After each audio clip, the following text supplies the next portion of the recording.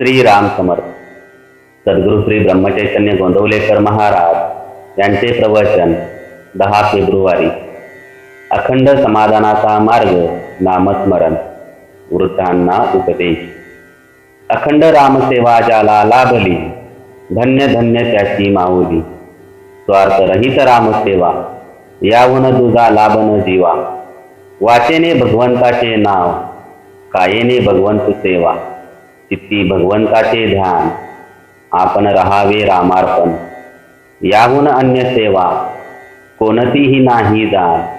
जे जे दिसते ते ते नाचते, हा बोध घेऊनी चित्ती. सज्जन लोक जगी वर्तती, तैसे तुम्ही आता वागा जगात. मुलाबाळास सांभाळून राहावे, प्रपंचात उदास न व्हावे. प्रपंचाची उपाधी आता मनात न आणावी. उपाधी वेगळे झाला, ऐसे ऐकू द्यावे मला. उपाधीत राहिला, परी चित्ताला न वाच दिला. ऐसे ठेवी मनी, राम आणावा ध्यानी. आता या परते हित, नाही दुसरे जगात. हा माझा बोल, न मानावा पोल. आता रामा तुझा झालो, कर्तेपणातून मुक्त झालो. ऐसे आणावे मनात, शक्य तितके राहावे नामात. याहून दुसरे न आणावे मनात, लौकिकातील मान अपमान यांचे सोडावे उदक. ध्यानी आणावा रघुनंदन एक, बायको मुलाबाळात राहावे. चित्त रामाकडे ठेवावे, होईल तेवढे नाम घ्यावे. अंतरी परमात्मा त्यास, ठेवून साक्ष भावे भजावे रघुनाथास.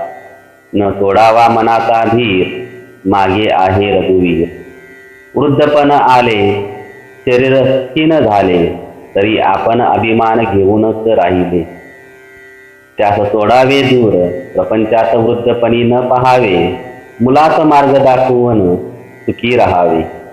औषध पथ्य पाणी सांभाळावे, पण दुःखी कष्टी कधीच न व्हावे. शरीर संपत्ती क्षीण झाली, तरी वृत्ती क्षीण नाही बनली. जोवर देहाची संगती, तोवर मी माझे ही वृत्ती. आता वृत्ती राखावी रामापासी, दुजी उठू न द्यावी त्या परती. आजवर जे घडले, ते प्रापंचिक परमार्थिक असो भले. ते रामकृपेने झाले, हे ठेवावे चित्ती. आता न सोडावा रघुपती. वयोमानाने शरीर होते क्षीण, वागणे आहे फार जपून. देह आळशी न ठेवावा हे जरी खरे, तरी त्याची परिस्थिती ओळखून राहणे हे बरे. आता आपण झालो शरीराचे अधीन, हे वयोमानाने दृश्य भासत. तरी भाव ठेवा रामापायी, ज्याला क्षीणता कधी आली नाही. चित्ती राखावे समाधान, आनंदाने संसार करावा जाण. समाधानाचे करावे जतन, ते नसावे कशावर अवलंबून. लाभहानीत न गुंतवता मन, राखता येईल समाधान. समाधानाला अडवणूक जाण, माझा मीच आपण.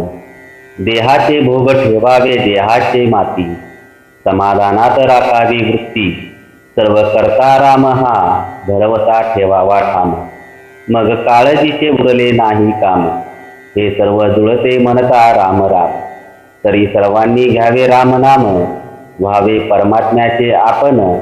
कृपा करील रघुवीर, जय जय रघुवीर समर्थ. आजचे बोधवाक्य. मागणे तुम्हा एकच पाही, नामा वाचून दूर कधी न राही. श्रीराम समर्थ.